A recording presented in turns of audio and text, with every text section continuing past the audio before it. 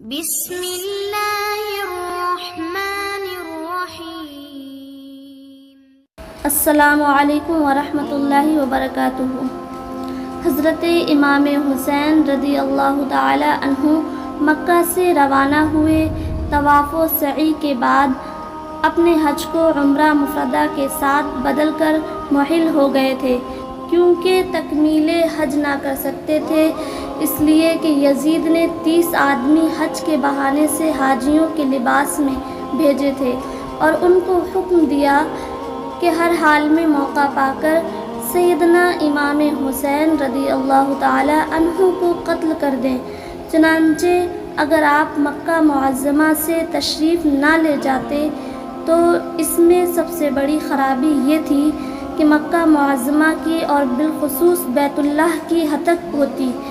جسے آپ ہرگز پسند نہیں کر سکتے تھے کہ میری وجہ سے حرم خدا کی اور مکہ معظمہ کی توہین ہو۔ آپ نے خود بھی فرمایا تھا کہ اگر میں مکہ معظمہ سے ایک بالشت باہر قتل کیا جاؤں تو یہ مجھے پسند ہے، لیکن مکہ معظمہ میری وجہ سے رنگین ہو تو میں اس کو ہرگز پسند نہیں کر سکتا۔ حضرت امام علی مقام رضی اللہ تعالیٰ عنہ اس کے بعد جنت البقیع میں تشریف لائے اور اپنی والدہ ماجدہ خاتون جنت سیدہ حضرت فاطمہ رضی اللہ تعالی عنہا کی قبر اطہر پر حاضر ہوئے۔ قبر کو دیکھنا تھا کہ حضرت امام حسین رضی اللہ تعالی عنہ قبر اطہر سے لپٹ گئے اور روتے ہوئے عرض کیا، اے پیاری امی جان، آپ کا نازوں کا پلا ہوا حسین اور آپ کی آنکھوں کا نور اور آپ کے دل کا سرور، وہ حسین جس کی ذرہ برابر آپ تکلیف برداشت نہ کر سکتے تھے، اب وہ حسین مجبور ہو کر مدینہ طیبہ سے جا رہا ہے۔ امی جان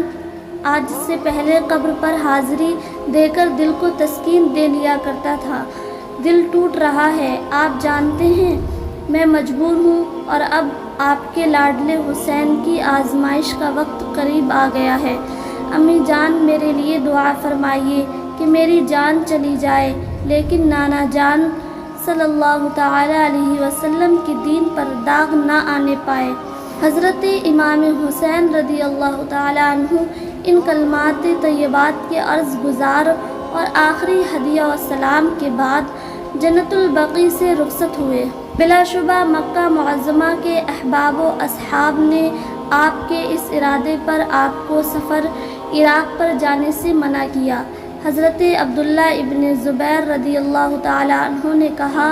کہ کوفیوں کا کچھ اعتبار نہیں، ان پر قطعاً اعتبار نہ کریں، یہ وہی لوگ ہیں جن کا ہاتھ آپ کے باپ سیدنا علی کرم اللہ وجہ الکریم اور آپ کے بھائی سیدنا امام حسن رضی اللہ تعالی عنہ کی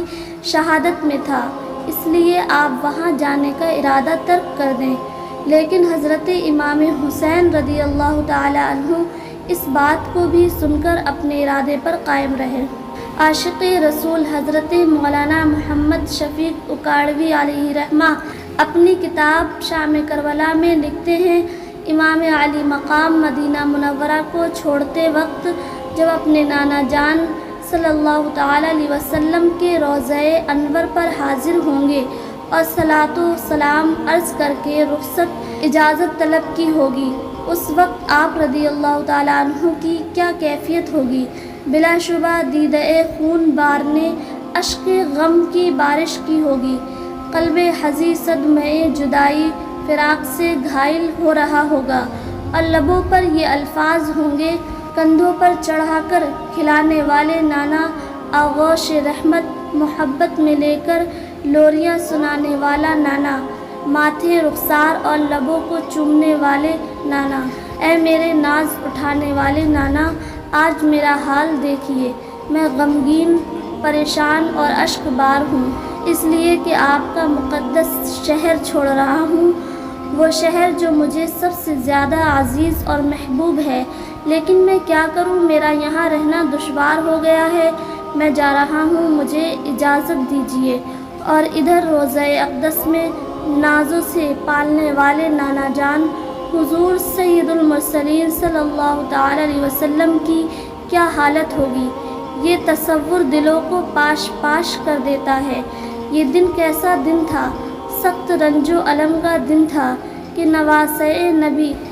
جگر گوشۂ علی، نور دیدہ زہرا، سرور قلب حسن مجتبیٰ جا رہا ہے اور ہمیشہ ہمیشہ کے لیے جا رہا ہے۔ پھر آپ رضی اللہ تعالی عنہ شعبان 60 ہجری میں مع اہل و عیال مکہ مکرمہ کی طرف چل پڑے۔ سیدنا عبداللہ بن عمر رضی اللہ تعالی عنہ جو حضرت امام حسین رضی اللہ تعالی عنہ سے عمر میں تقریباً 16 سال بڑے تھے، ان کو جب معلوم ہوا تو انہوں نے بھی بڑی کوشش کی آپ نہ جائیں۔ کوفی دغاباز ہیں لیکن ان کو بھی اس کوشش میں کامیابی نہ ہوئی۔ واقعہ کربلا کے بعد ایک مرتبہ ایک عراقی نے آپ سے مسئلہ دریافت کیا کہ حالت احرام میں مکھی کا مارنا جائز ہے یا کہ ناجائز، تو آپ نے فرمایا، اے اہل عراق، تمہیں مکھی کی جان کا تو خیال آیا، مگر تم کو نواسۂ رسول صلی اللہ تعالی علیہ وسلم اور اس کے خاندان کی جانوں کا خیال نہ آیا۔ تم وہی تو ہو جو آج مکھی پر مسئلہ چھیڑ رہے ہو۔ سیدنا امام حسین رضی اللہ تعالی عنہ نے مکہ معظمہ میں اپنی روانگی سے قبل جو خطبہ حاضرین کے سامنے دیا، اس کا مضمون یہ تھا: موت فرزندان آدم علیہ السلام کے لیے اس طرح لازم اور باعث زینت ہے جس طرح نوجوان عورت کے گلے کے لیے قلابہ ہار۔ مجھے اپنے بزرگوں کے دیدار کا کس قدر سخت اشتیاق ہے، جس طرح حضرت یعقوب علیہ السلام دیدار یوسف علیہ السلام کی مشتاق تھے۔ میرے لیے ایک مقتل تیار کیا گیا جسے میں ضرور دیکھوں گا، گویا کہ میں دیکھ رہا ہوں کہ جنگل کے بھیڑیے، فوج یزید کے بھیڑیے بصورت سپاہی میرے جوڑوں کو جدا کر رہے ہیں اور مجھ سے اپنی آرزوؤں اور تمناؤں کے شکم پر کر رہے ہیں۔ اس دن سے بچنے کے لیے کوئی چارہ نہیں جو قلم قضا سے لکھ دیا گیا۔ ہم اہل بیت خدا کی رضامندی پر راضی ہیں، ہم اس کی آزمائش، مصیبت و بلا پر صبر کریں گے۔ اپنی جان قربان کرنا چاہتا ہے اور ملاقات حق کے لیے اپنے نفس کو آمادہ کر چکا ہے، وہ ہمارے ہمراہ چلے۔ میں کل انشاءاللہ روانہ ہو رہا ہوں۔ میرے پیارے ویورز، اگر میری ویڈیو پسند آئی ہو تو میری ویڈیو کو لائک اینڈ شیئر کریں، میرے چینل کو سبسکرائب کریں۔ السلام علیکم ورحمۃ اللہ وبرکاتہ۔